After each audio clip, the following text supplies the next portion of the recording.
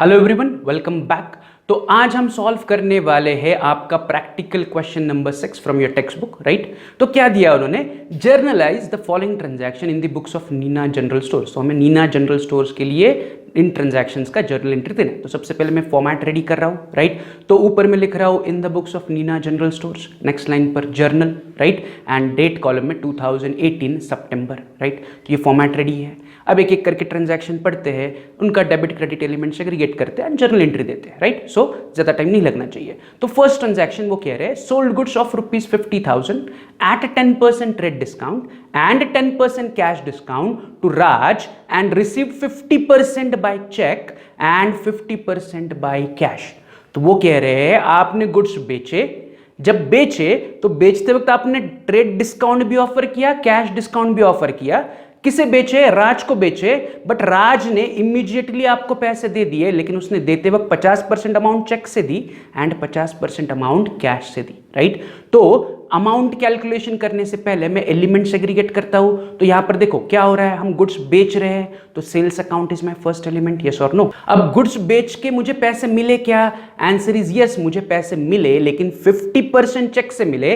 तो चेक यानी कि bank account is my second element, and बचे हुए 50% मुझे कैश से मिले, तो cash account is my third element. लेकिन जब मैंने पैसे कलेक्ट किए तो हमने कैश डिस्काउंट भी ऑफर किया है। क्वेश्चन में दिया है कि आप 10% का कैश डिस्काउंट भी दे रहे हो, तो कैश डिस्काउंट को भी हमें रिकॉर्ड करना है। तो मेरा तीसरा या चौथा एलिमेंट बन गया कैश डिस्काउंट, यस और नो। तो यहां पर चार चार एलिमेंट है, सेल्स अकाउंट, यस और no, then there is a bank account क्योंकि चेक से पैसा आ रहा है, फिर कैश भी है क्योंकि कैश से भी पैसा आ रहा है, एंड मैं कैश डिस्काउंट ऑफर कर रहा हूं, तो कैश डिस्काउंट इज माय चौथा एलिमेंट। ट्रेड डिस्काउंट को हम एज ए एलिमेंट नहीं मानते, बिकॉज ट्रेड डिस्काउंट को we don't record in books of accounts, but we need to record cash discount in our books of account, yes और no, right. अब हम debit credit की बात करते हैं, तो वो भी सिंपल है। तो मैं गुड्स बेच रहा हूं, तो sales is my credit, credit what goes out. Sales के बदले में मेरे पास क्या आया? मेरे पास चेक आया यानी कि बैंक डेबिट, एंड कैश आया तो कैश भी डेबिट, राइट। तो sales credit, cash debit and bank debit. What about cash discount? तो मैंने क्या कहा है, cash and discount goes hand in hand. तो कैश अगर डेबिट है तो कैश डिस्काउंट भी डेबिट होगा, लेकिन can I write cash discount in book of account as cash discount? नहीं। कैश डिस्काउंट को आइदर हम डिस्काउंट रिसीव्ड या फिर डिस्काउंट अलाउड कहते हैं। तो यहां पर हम गुड्स बेचते वक्त पैसा ले रहे हैं एंड पैसा मिलते वक्त हमें कम पैसा मिल रहा है, तो इस कैश डिस्काउंट को मैं डिस्काउंट अलाउड कहूंगा। I am allowing discount to Raj. मैंने राज को गुड्स बेचा, राज ने मुझे पैसा दिया, लेकिन राज ने 10% डिस्काउंट काट के पैसा दिया, तो this is nothing but discount allowed. मैंने राज को 10% कैश डिस्काउंट दिया। सो मेरा चौथा एलिमेंट जो है कैश डिस्काउंट, उसे मैं डिस्काउंट अलाउड अकाउंट कहूंगा, एंड डिस्काउंट अलाउड अकाउंट क्या होगा? डेबिट, क्योंकि cash and discount goes hand in hand. अगर कैश डेबिट है तो डिस्काउंट अलाउड भी डेबिट होगा। Is it clear? तो मेरे चार एलिमेंट सेग्रीगेटेड है, एक क्रेडिट है, 3 डेबिट है। अब मैं क्या करता हूं, सिंपली एक एक करके अमाउंट्स को कैलकुलेट करता हूं एंड फिर जर्नल एंट्री पे चलता हूं। तो मेरा अमाउंट किस प्रकार कैलकुलेट होगा? तो मुझे बताओ हमने कितने रुपए के गुड्स बेचे? तो मैंने 50,000 रुपए के गुड्स बेचे, माइनस उस पर मैं 10% ट्रेड डिस्काउंट ऑफर कर रहा हूं, तो 50,000 का 10% इज 5,000। तो 50 माइनस 5, मैंने 45,000 रुपीज के नेट गुड्स राज को बेचे। अब राज ने 45,000 मुझे दिए, लेकिन क्या किया उसने? 10% कैश डिस्काउंट कट किया, तो माइनस और 10% कैश डिस्काउंट में माइनस कर रहा हूं, तो 45,000 का 10%, अब 45,000 का 10% कैश डिस्काउंट निकलेगा। ट्रेड डिस्काउंट 50,000 पे है, तो 50,000 में से 5,000 माइनस हुए, 45,000 नीचे बचे।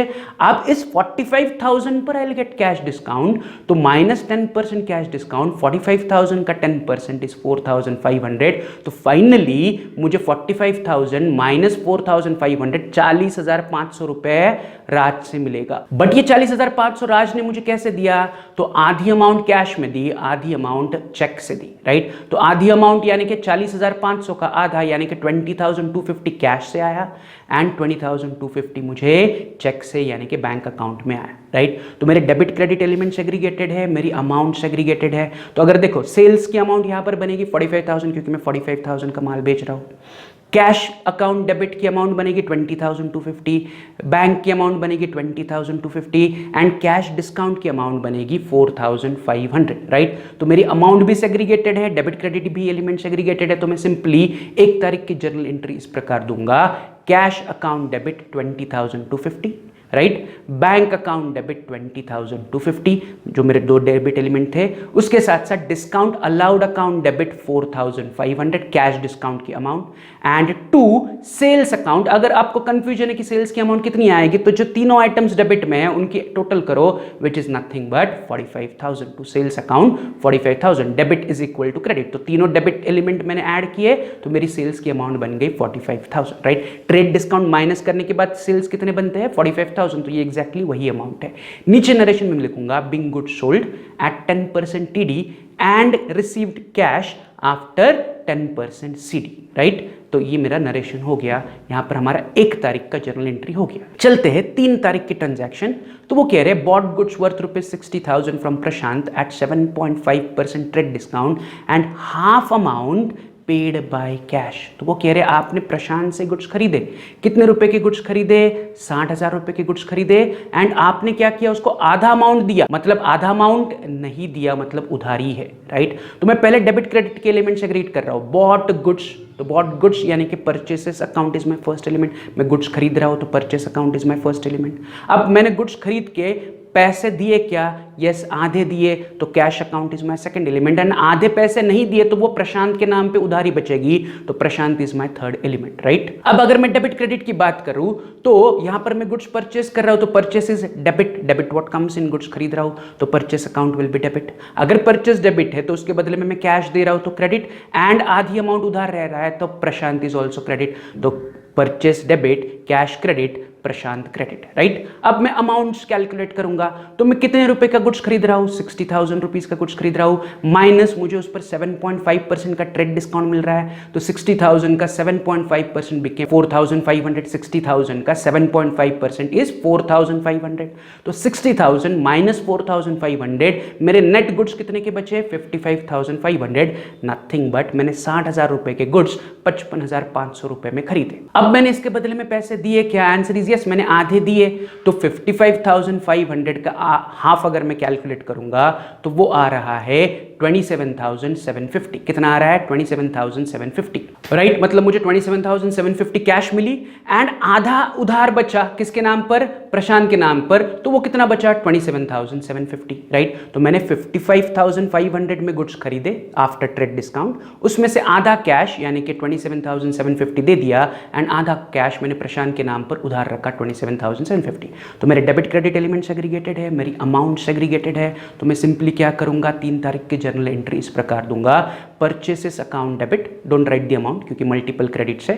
2 मैंने क्या दिया, कैश दिया 27,750, 2 मैंने प्रशांत के नाम पर उधारी रखी तो 2 प्रशांत अकाउंट 27,750, दोनों क्रेडिट की टोटल मिला के या दोनों क्रेडिट आइटम्स की टोटल मिला के डेबिट में आएगा 55,500, so nothing but purchases account debit is 55,500, 2 मैंने कैश दी 27,750, 2 मैंने प्रशांत के उधारी रखी 2 प्रशांत अकाउंट 27,750, नरेशन में आएगा being goods purchased from Prashant at 7.5% TD, right, and half amount paid by cash, half amount paid by cash. तो ये मेरा नरेशन बन गया 3 तारीख का। अब चलते हैं 5 तारीख।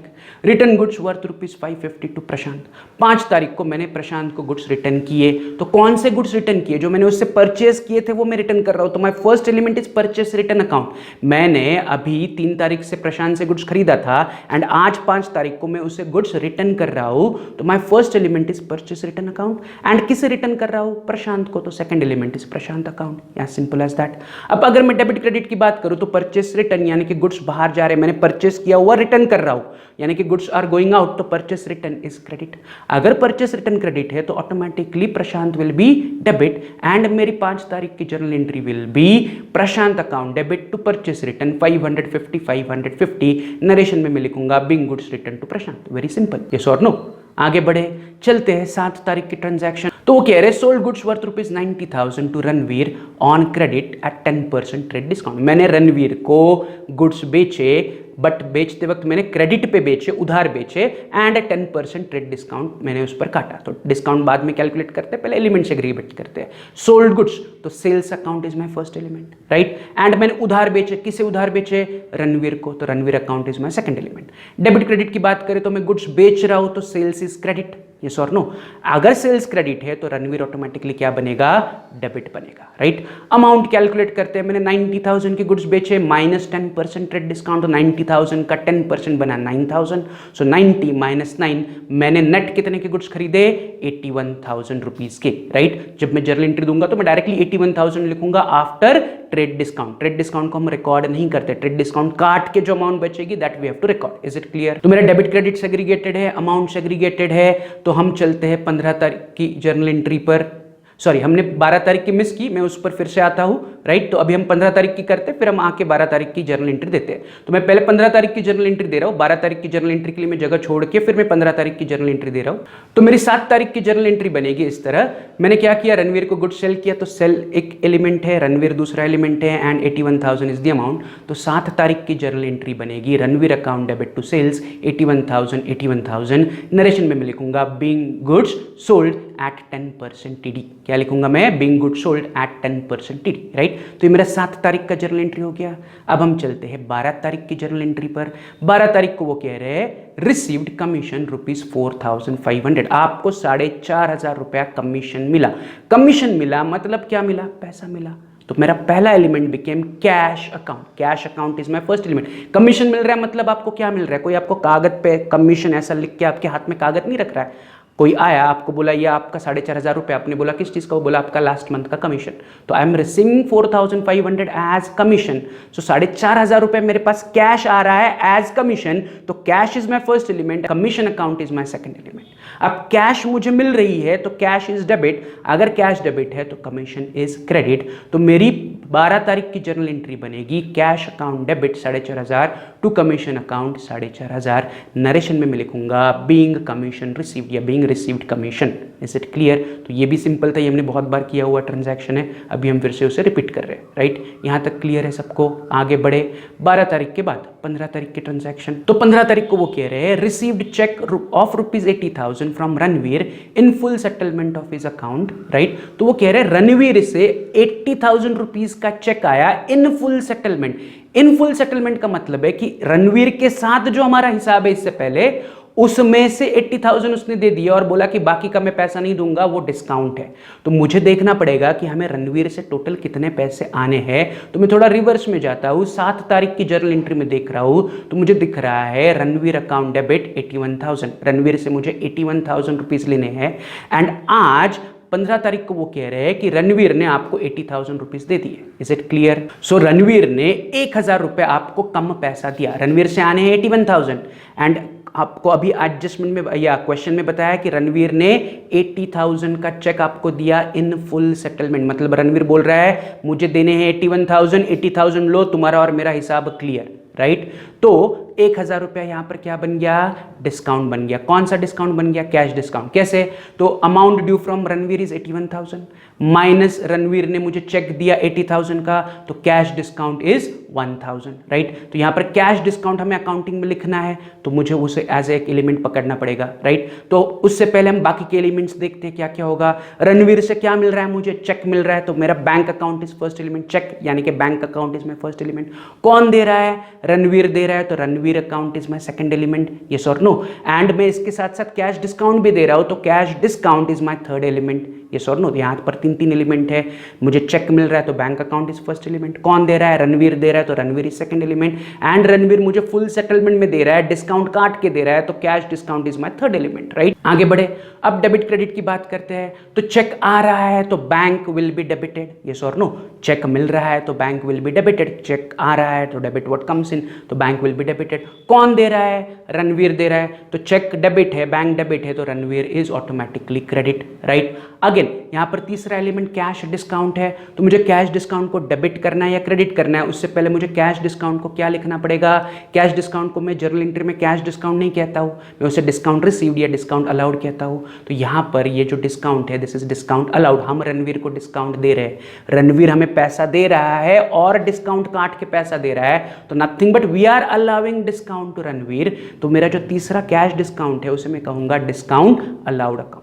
अब डिस्काउंट अलाउड डेबिट होगा या क्रेडिट होगा, तो मैंने कहा है cash and discount goes hand in hand. तो यहाँ पर कैश आ रही है यानी कि चेक यानी कि बैंक में पैसा आ रहा है तो बैंक डेबिट है, तो discount allowed will also be debit, right. And discount की अमाउंट कितनी है अभी हमने कैलकुलेट की, 1000 इज द डिस्काउंट की अमाउंट, राइट। तो यहाँ पर क्या हो रहा है, 2 आइटम्स डेबिट है, 1 आइटम क्रेडिट है, तो मेरी जर्नल एंट्री 15 तारीख की बनेगी। बैंक अकाउंट डेबिट 80,000 क्योंकि मुझे 80,000 का चेक मिल रहा है। डिस्काउंट अलाउड अकाउंट डेबिट 1000 क्योंकि मैं 1000 रुपए डिस्काउंट अलाउ कर रहा हूं।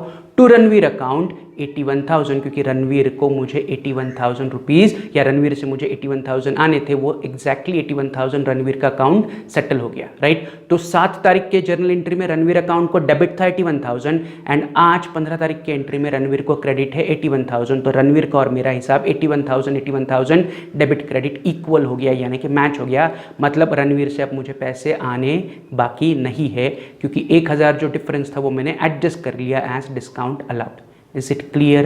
तो यहाँ पर मेरा 15 तारीख का ट्रांजैक्शन कंप्लीट हुआ। अब चलते हैं 18 तारीख के ट्रांजैक्शन पर। तो 18 तारीख के ट्रांजैक्शन में वो कह रहे हैं purchased computer worth ₹80,000 from Reliance company by cheque at 28% GST। मतलब मैंने कंप्यूटर खरीदा एंड उसके बदले में चेक दिया, बट यहां पर जीएसटी भी इंक्लूडेड, तो जीएसटी हम बाद में कैलकुलेट करते हैं। पहले मैं डेबिट क्रेडिट एलिमेंट सेग्रीगेट कर रहा हूं। परचेस्ड कंप्यूटर, तो computer account is my first element and मैंने उसका पैसा चेक से दिया, तो bank account is my second element. तो computer and bank are my 2 element. अब कंप्यूटर खरीद रहा हूं तो computer account is debit and bank से पैसे जा रहे, चेक से पैसा दे रहा हूं, तो चेक यानी कि bank account is credit, computer debit and bank account is credit, right. Simple है। अब मैं जीएसटी कैलकुलेट कर रहा हूं, तो मैंने 80,000 के कंप्यूटर खरीदे एट 28% जीएसटी, तो 80,000 का 28% इज 22,400 इज माय जीएसटी, जिसमें से सीजीएसटी एसजीएसटी में आधा आधा करूंगा, तो 22,400 में से 11,200 is CGST and 11,200 is SGST. अब ये सीजीएसटी एसजीएसटी डेबिट होगा या क्रेडिट होगा, तो वो डिपेंड कि जीएसटी किस पर चार्ज हो रहा है, कंप्यूटर पर, तो कंप्यूटर अकाउंट इज डेबिट, तो GST and CGST and SGST भी डेबिट होगा। मतलब सीजीएसटी भी डेबिट होगा, एसजीएसटी भी डेबिट होगा। तो यहां पर computer debit, CGST debit, SGST debit and bank is credit. Is it clear? अब इस सीजीएसटी और एसजीएसटी को मैं इनपुट कहूंगा या आउटपुट कहूंगा, तो कंप्यूटर में खरीद रहा हूं, तो कंप्यूटर में खरीद रहा हूं यानी कि कंप्यूटर इज माय इनपुट, तो मैं सीजीएसटी एंड एसजीएसटी को क्या कहूंगा, input CGST and input SGST कहूंगा। तो मेरी 18 तारीख की journal entry will be computer account debit 80,000, 80,000 का कंप्यूटर है, input CGST account debit 11,200, input SGST account debit 11,200, to मैंने इन सब का पैसा चेक से दिया, तो टू बैंक अकाउंट मेरा टोटल हो जाएगा 1,02,400। तीनों डेबिट मिला के मेरा बैंक का टोटल 1,02,400। Is it clear? तो यहां पर हमारा 18 तारीख का जर्नल एंट्री हो गया। नीचे में निरेशन दूंगा being computer purchased at 28% GST and paid by cheque. Simple. आगे बढ़े, चलते हैं 22 तारीख के ट्रांजैक्शन। 22 तारीख को वो कह रहे हैं wages paid ₹13,000। Very simple, wages paid मैंने पे किया, क्या पे किया, कैश, तो cash account is my first element. क्यों पे किया, रीजन है फॉर वेजेस, तो wages account is my second element. Cash जा रहा है, cash is credit, cash credit है तो वेजेस ऑटोमेटिकली डेबिट बनेगा। तो मेरी 22 तारीख की जर्नल एंट्री बनेगी wages account debit to cash account 13,000। Narration में मैं लिखूंगा बीइंग पेड फॉर वेजेस या being wages paid. Simple, easy.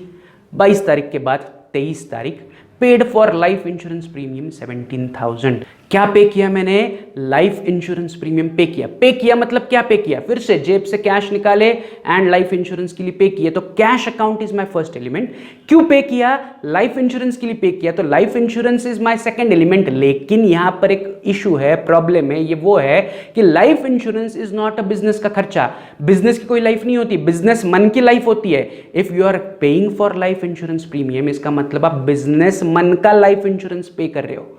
Again, हम जब अकाउंटिंग कर रहे हैं तो हम बिजनेस ट्रांजैक्शंस की अकाउंटिंग कर रहे हैं, तो अगर आप बिजनेस के पैसों में से लाइफ इंश्योरेंस पे कर रहे हो, तो लाइफ इंश्योरेंस को मैं कहूंगा ड्रॉइंग्स अकाउंट। लाइफ इंश्योरेंस को मैं क्या कहूंगा, ड्रॉइंग्स अकाउंट, क्योंकि लाइफ इंश्योरेंस बिजनेस का खर्चा नहीं है। लाइफ इंश्योरेंस आपका पर्सनल खर्चा है, तो आप बिजनेस में से लाइफ इंश्योरेंस पे कर रहे हो, you are paying for life insurance 17,000, cash गई तो कैश तो पहला एलिमेंट है, क्यों गया लाइफ इंश्योरेंस, बट मैं लाइफ इंश्योरेंस को लाइफ इंश्योरेंस नहीं कहूंगा, मैं लाइफ इंश्योरेंस को ड्रॉइंग्स अकाउंट कहूंगा, क्योंकि लाइफ इंश्योरेंस बिजनेस का खर्चा नहीं है, लाइफ इंश्योरेंस आपका पर्सनल खर्चा है। अगर आपको याद होगा कल वाले क्वेश्चन में आपने क्या किया था, बिजनेस से प्रोप्राइटर के सन की कॉलेज की फीस पे की थी, तो वहां पर भी मैंने ड्रॉइंग्स कहा था, उसी तरह यहां पर मैंने बिजनेस से लाइफ इंश्योरेंस पे किया, तो लाइफ इंश्योरेंस को मैं कह रहा हूं as drawings. Is it clear? क्योंकि life insurance is your personal expenditure, business का कोई लाइफ नहीं होता है, तो बिजनेस का लाइफ इंश्योरेंस नहीं, बिजनेस में आप गुड्स का इंश्योरेंस निकाल सकते हो, तो वो सिर्फ इंश्योरेंस कह रहा है क्या, पेड फॉर इंश्योरेंस है क्या, नहीं, पेड फॉर लाइफ इंश्योरेंस है। तो लाइफ यानी कि प्रोप्राइटर की लाइफ, तो you are paying life insurance for the proprietor life, तो ये पर्सनल खर्चा है, एंड पर्सनल खर्चे को हम क्या नाम देते हैं, ड्रॉइंग्स। तो मेरा पहला element is cash account and दूसरा element is drawings account. Life insurance की जगह मैं यहां पर क्या वर्ड यूज कर रहा हूं, drawings account. Life insurance is our personal खर्चा, राइट। तो लाइफ इंश्योरेंस की जगह मैंने बोला ड्रॉइंग्स अकाउंट। अब मैं डेबिट क्रेडिट की बात करूं तो कैश इज क्रेडिट, क्योंकि कैश पे कर रहा हूं। अगर कैश क्रेडिट है तो ड्राइंग्स ऑटोमेटिकली डेबिट है, या मैंने आपको ये बहुत बार पहले भी कहा है कि ड्राइंग्स इज ऑलवेज डेबिट। अगर ड्राइंग्स डेबिट है तो कैश क्रेडिट है, या कैश क्रेडिट है तो ड्राइंग्स डेबिट है, कोई भी लॉजिक अप्लाई करो वही आएगा। Getting it? तो ड्राइंग्स डेबिट है, कैश क्रेडिट है, तो मेरी 23 या 23 तारीख की journal entry will be drawings account debit 17,000 to cash account 17,000 being paid for life insurance premium, right. Simple. 23 तारीख। चलते हैं ऑन 27 तारीख के transaction. Sold goods worth ₹28,000 to Tushar who paid us 18,000 immediately. मैंने 28,000 रुपए के गुड्स तुषार को बेचे, जिसमें से 18,000 उसने आपको इमीडिएटली दिए, तो 28 में से 18 दिए, मतलब बाकी के पैसे उसने नहीं दिए, मतलब वो तुषार के नाम पर उधारी, राइट। तो हम कैलकुलेट करते हैं, पहले डेबिट क्रेडिट एलिमेंट सेग्रीगेट करते हैं। सोल्ड गुड्स, तो sales account is first element, right. Goods बेच के पैसे आए क्या, यस, 18,000 कैश आई, तो cash account is second element. And कुछ पैसे तुषार के नाम पे उधार है, तो Tushar account is my third element. Debit credit की बात करें तो सेल्स यानी कि गुड्स जा रहे हैं, तो sales is credit, sales always credit, तो सेल्स इज क्रेडिट, राइट। अब सेल्स क्रेडिट है तो कैश एंड तुषार क्या होगा, cash will be debit and Tushar will be debit, क्योंकि सेल्स के ऑपोजिट मेरे पास कैश आ रही है एंड तुषार के नाम पे उधारी आ रही है। Is it clear? अब मैं अमाउंट कैलकुलेट कर रहा हूं, तो मैंने गुड्स कितने का बेचा, 28,000, माइनस उसमें से कैश कितनी मिली, 18,000, सो बैलेंस विद तुषार कितना है, 10,000, तो मेरी अमाउंट भी है। सेल्स की अमाउंट इज 28,000, कैश की अमाउंट 18,000 एंड तुषार की अमाउंट, उधार की अमाउंट इज 10,000, राइट। तो मेरी 27 तारीख की जर्नल एंट्री बनेगी कैश अकाउंट डेबिट, क्योंकि कैश आ रही है, कितनी कैश आ रही है, 18,000। तुषार अकाउंट डेबिट, कितना उधार बच रहा है तुषार के नाम पर, 10,000 and to sales account credit में दोनों का टोटल 28,000 या सेल्स का अमाउंट 28,000, दोनों में से कोई भी लिखो वही आएगा, राइट। तो एंट्री बनी मेरी cash account debit 18,000, Tushar account debit 10,000 to sales account 28,000। नीचे narration being goods sold to Tushar who paid us 18,000 immediately, ये मेरा नरेशन बन गया, राइट। तो आपका अगला काम क्या है, तो सारी ट्रांजैक्शन हमने 1 तारीख से लेके 27 तारीख तक सारी जर्नल एंट्रीज दे दी, काफ़ी सिंपल ट्रांजैक्शंस थी, राइट, कुछ नया नहीं था इसमें, राइट। तो आपका होमवर्क है इस जर्नल का आपको टोटल लेना है, and next question number 5, practical question number 5 के लिए आपको फॉर्मेट रेडी करके रखना है, राइट। तो ये आज का आपका होमवर्क है, take a total and next practical question 5 के लिए फॉर्मेट रेडी करके रखो। तो आज के लेक्चर में हम यही रुकते हैं, मिलते हैं कल। Have a good day, see you tomorrow, bye.